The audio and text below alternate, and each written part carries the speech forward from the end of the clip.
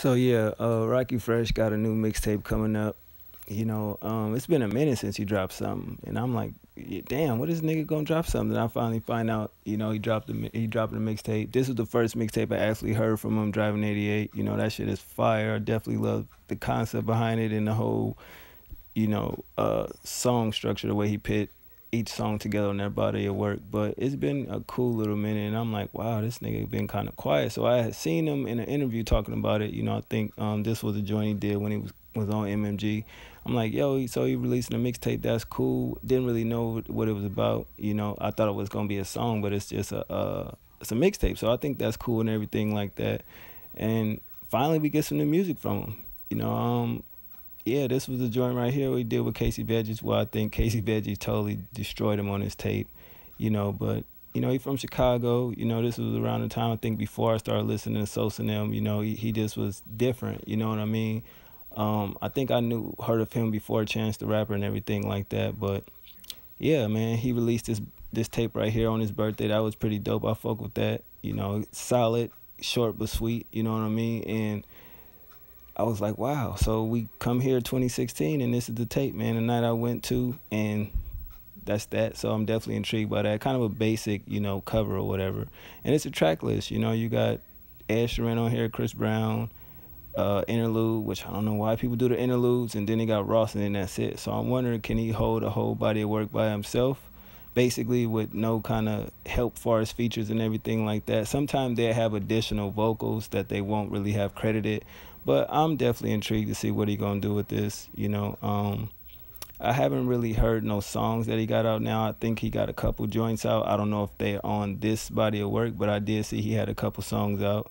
And I was kind of expecting to see a little bit more cooperation from his camp. You dig? As far as, him and Styles kind of do good work together. Definitely would have been good to hear Wale on it. I don't think Meek should have been on it, but at the same time, hey, him and Ross do got a little bit of chemistry. Nipsey, it would have been good because I seen when he was on Self-Made 3, they kind of got a little bit of, they sound kind of dope on the record together.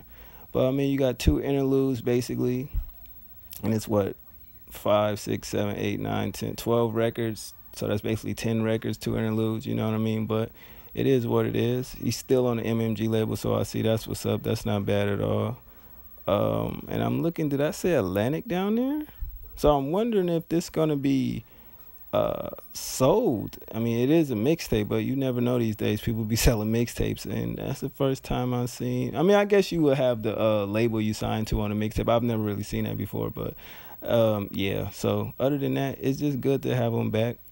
Down to business. He's been kind of quiet. I don't know if he's been touring and everything like that, but he ain't really been too out there with the music. Him and Stella was always the two that I felt like didn't get the biggest push on the label for some apparent reason. They had a strong buzz before the MMG shit, and it just seemed like as soon as they got, signed, it got stagnant. So I'm like, damn, I always liked it, those two before the MMG shit, but it just seemed like once that happened, yeah, it got kind of stagnant. But hopefully, he could pick up a little bit of steam, Chicago native. It would have been dope to see him, maybe a Vic Mensa, Chance the Rapper type of feature, and maybe Tink or somebody like that on here. But at the end of the day, I don't really know what that's about. But I definitely feel like he should have reached out to people that are like kind of in a way out there or basically, from your hometown, and that'll pick up more of a buzz, in my personal opinion. Piggybacking off the next artist, but at the same time, it would have been dope to just see him collaborate with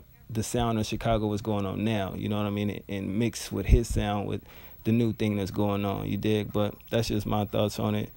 It's still no release date for it, so I'm just basically waiting just like y'all. But if you're not really a fan of him, definitely go check out Driving 88. Solid mixtape, you know what I mean? Electric Highway was okay. It was pretty, some people thought it was mediocre at best, and the birthday tape is solid. And you can always also check out the Casey Veggie joint they did together, you know what I mean? I think that was more of a promo thing because I think they both got signed to Puma or whatever. I don't know if they're still signed far as a little shoe or endorsement deal they had, but I mean, it is what it is. He just been quiet for a long time, you know what I mean? And it's good to see him back out here doing what he do. Definitely would like to see him on Self-Made 4 whenever that's about to drop, because he haven't been on none of the MMG artist projects, and that's kind of weird to me. But that's just my thoughts. Y'all let me know what y'all think. All right, one.